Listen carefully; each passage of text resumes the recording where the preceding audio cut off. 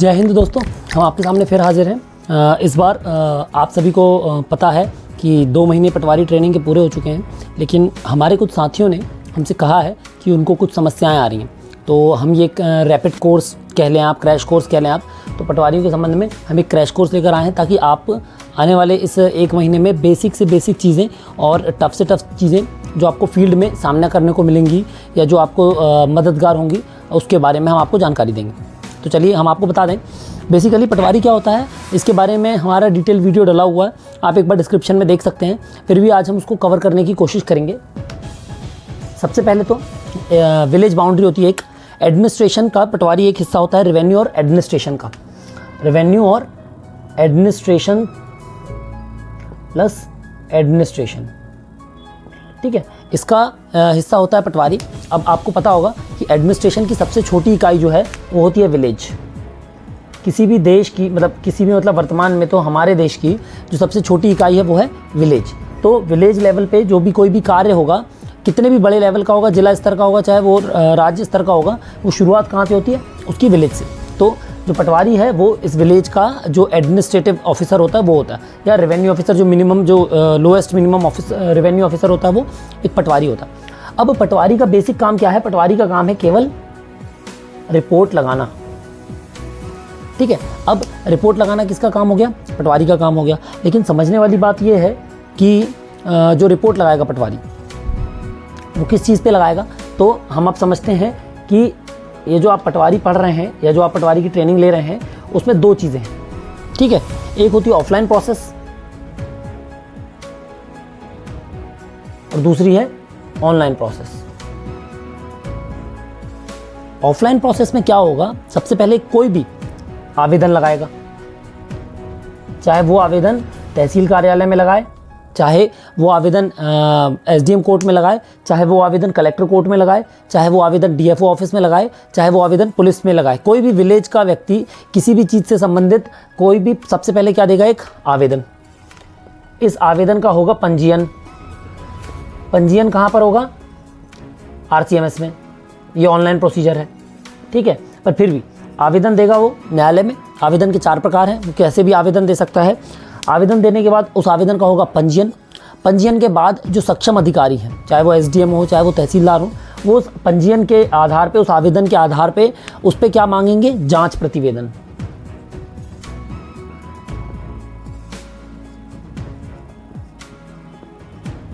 जांच प्रतिवेदन या जिसको हम कहते हैं रिपोर्ट, ठीक है। अब ये रिपोर्ट कौन देगा? ये रिपोर्ट देने का काम है पटवारी का। अब जो भी आगे की कार्यवाहियां होंगी वो केवल इस रिपोर्ट पर आधारित है, ठीक है। तो वो हम अभी इसके बाद जस्ट बात समझ लेते हैं कि क्या रिपोर्ट देना है, कैसे रिपोर्ट्स देनी है और किस किस चीज़ में रिपोर्ट देनी है, ठीक है। तो ये हो गया जांच प्रतिवेदन। जैसे ही पटवारी जांच प्रतिवेदन देगा, इस पटवारी की जांच प्रतिवेदन के पटवारी की प्राथमिक जांच प्रतिवेदन के आधार पर न्यायालय क्या कर देगी? आदेश पारित कर देगी। और इस आदेश को क्या करना पड़ता है? ऑनलाइन दुरुस्त, ठीक है। तो ये इसकी सिंपल सी प्रोसेस है। कोई भी आवेदन आएगा, आवेदन को पंजीयन किया जाएगा, पंजीयन करने के बाद उसमें जांच प्रतिवेदन होगा, जांच प्रतिवेदन के बाद जांच प्रतिवेदन के आधार पे उस पर आदेश होगा। अब आदेश या तो पॉजिटिव होगा या नेगेटिव होगा, जो भी रिपोर्ट और जो भी दस्तावेज होंगे दस्तावेज के आधार पे, और दुरुस्त होगा। अब आवेदन में क्या क्या लगता है? आवेदन में जो मेन चीज़ें हैं आवेदन के संबंध में, किस संबंध में आवेदन किया गया वो, और उसके जो सपोर्टिंग डॉक्यूमेंट्स हैं वो लगते हैं, ठीक है। तो ये पटवारी का जो जांच प्रतिवेदन का काम है वो सबसे महत्वपूर्ण है। हम इसको ही डिटेल में समझ ले रहे हैं कि इसमें क्या क्या करना है। आशा करता हूँ आपको ये तो समझ में आ गया होगा आवेदन क्या है और आवेदन कौन लगाएगा, कैसे लगाएगा। तो आवेदन कोई भी व्यक्ति लगा सकता है, कोई किसान लगा सकता है, कोई संस्था लगा सकती है, शासन भी लगा सकती है, ठीक है। तो अब हम आते हैं जांच प्रतिवेदन में। अब जब पटवारी जांच प्रतिवेदन देगा या रिपोर्ट देगा, तो सबसे पहले तो किस प्रकार के आवेदन लगते हैं? तो आप सबसे पहले समझ लें नामांतरण, दूसरा होता है बंटवारा, तीसरा होता है सीमांकन, चौथा होता है नक्शा सुधार, 5वां होता है अभिलेख दुरुस्ती,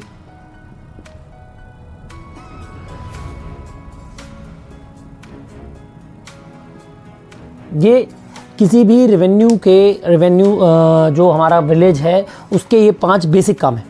पटवारी की जो 5 बेसिक रिपोर्ट है वो इनके आधार पे लगेंगी, ठीक है। अब इसके अलावा जो अन्य होते हैं, एक होता है शस्त्र लाइसेंस, किसी व्यक्ति को आम लाइसेंस बनवाना है उसके लिए आवेदन देगा।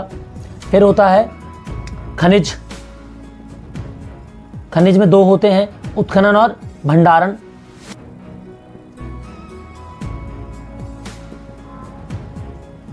ठीक है। फिर होता है RBC 64, किसी का मकान गिर गया, किसी की फसल क्षति हो गई, किसी का जानवर प्राकृतिक आपदा से मर गया।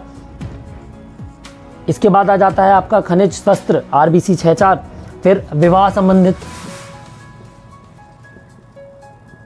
फिर आता है शोध क्षमता, ठीक है। इसके अलावा शस्त्र लाइसेंस हो गया, हाँ, पेट्रोल पंप खुलवाना है किसी को पटाखे की दुकान खोलनी है ना, किसी को TNCP कराना है, एटसेट्रा एटसेट्रा एटसेट्रा। बहुत सारे आवेदन लगते हैं, बहुत सारे प्रकार के आवेदन लगते हैं जो रेवेन्यू से संबंधित हैं, प्लस एडमिनिस्ट्रेशन से संबंधित है, पंचायती राज से संबंधित है और सामान्य प्रशासन से संबंधित है, ठीक है। तो अलग अलग चीज़ों से संबंधित है। तो इन सब में अलग अलग प्रकार की रिपोर्ट्स लगती हैं जो हम आगे की क्लासेस में डिटेल में समझ लेंगे। हम अभी बेसिक सिर्फ आपको समझाने आए हैं कि पटवारी का काम है केवल इतने प्रकार के या इससे अधिक प्रकार की जो आवेदन है उनमें जांच प्रतिवेदन लगाने का। तो जांच प्रतिवेदन में क्या होता है, आवेदनों के आधार पर जांच प्रतिवेदन लगता है। हम आपको अभी केवल ये 5 पे बता रहे हैं कि जांच प्रतिवेदन क्या होता है। इसमें जांच प्रतिवेदन में पटवारी जी का काम है कि वो ये चेक करें कि यदि किसी व्यक्ति ने नामांतरण का वीडियो, बंटवारे का वीडियो, सीमांकन का वीडियो हमारे पास डला हुआ है, आप देख सकते हैं डिस्क्रिप्शन में भी, नक्शा सुधार के वीडियो भी डले हैं कि क्या करना है उनमें, ठीक है। हम सिर्फ बता रहे हैं जांच प्रतिवेदन में आपको क्या करना है। तो जांच प्रतिवेदन में यदि किसी व्यक्ति ने नामांतरण का आवेदन दिया है तो आप वहाँ पर क्या करेंगे, आप देखेंगे अभिलेख, वर्तमान में किसका नाम है, मौके पर किसका कब्जा है, जो उसने दस्तावेज लगाए, चाहे उसने रजिस्ट्री लगाई है, चाहे उसने वसीयतनामा लगाया, चाहे उसने सिजरा लगाया, फौती लगाई, अलग अलग नामांतरण के प्रकार होते हैं। तो जो भी सपोर्टिंग डॉक्यूमेंट्स लगाए हैं वो सही हैं या नहीं, उनको सत्यापित करेंगे। कहाँ जाके, गांव में जाके, ठीक है। और सत्यापित करने के बाद वहीं पर पंचनामा बनाकर एक प्रतिवेदन दे देंगे, जिस प्रतिवेदन में इन सभी चीज़ों का उल्लेख होगा।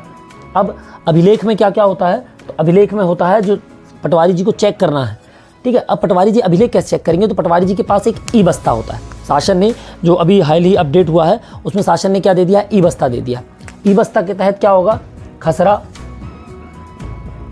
B1, मिसल और नक्शा, ठीक है।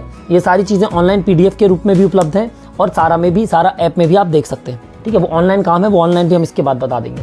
तो ये हो गया क्या आपका नामांतरण। अब जब बंटवारा होगा तो बंटवारा में केवल ये देखेंगे कि अभिलेख मौका किसके नाम पे है, फिर उसके साथ हम क्या बनाते हैं, सेकंड में अभिलेख मौका हमने देख लिया, फिर हम बनाते हैं एक फर्द या पुली, जिसको गांव में अलग अलग जिलों में अलग अलग नाम है इसके, ठीक है, फर्द बटान के।